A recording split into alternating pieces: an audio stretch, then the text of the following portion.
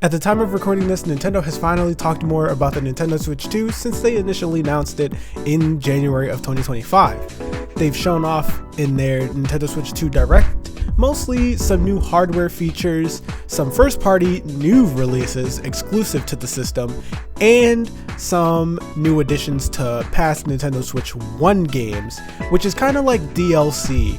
And they also showed off some third-party releases, but I won't focus too much on those. It's kind of obvious what is coming, but I will say that I'm excited for Deltarune 3 and 4, Silksong, and partially excited for Madden, but I'll mostly keep this pertain to the hardware, software, and first-party releases that Nintendo showed off, and I'll keep out the third-party stuff in this video.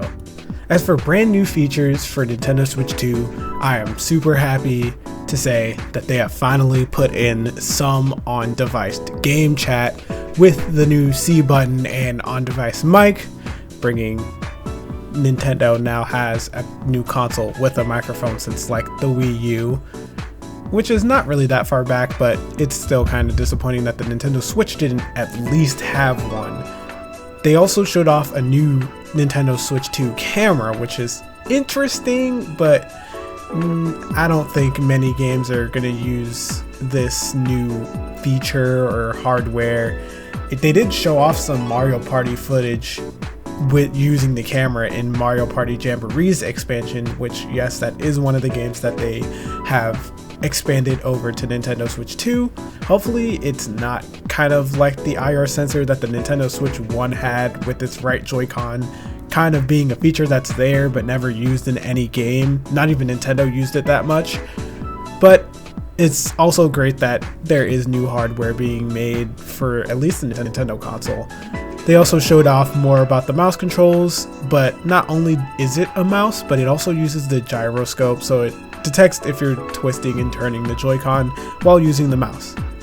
Excitingly for everyone, the Nintendo Switch 2 allows you to play games at 4K 60 FPS or 1080p 120 FPS. Oh, and they also added a feature called Game Share, which is different from the virtual Game Share that they announced like last week.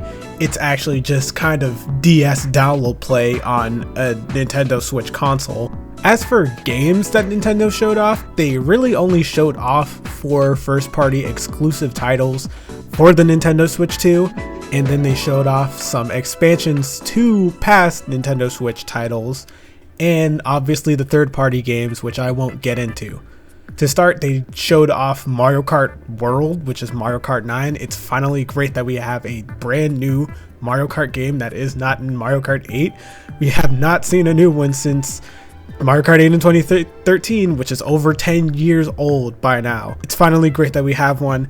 They excitedly showed off that it would be an open world game and you would kind of just race around a track, then race to another track and race around that for their Grand Prix mode, which is super interesting than just going into the menu, clicking Grand Prix to race in, winning that, clicking the menu again. It's kind of exciting and brings a new gameplay mechanic to Mario Kart since Double Dash, honestly. As for the next game that Nintendo showed off, that being Switch 2 Welcome Tour, it's essentially a tech demo game that shows off what the Nintendo Switch can do with the help of a few minigames.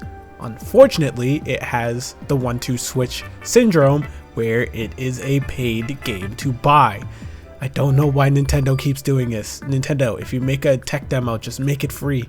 After that, in the end of the Switch's Direct, they showed off a brand new Donkey Kong game, Donkey Kong Bonanza, which is pretty cool. It's a 3D open world Donkey Kong game where you just run around smashing stuff.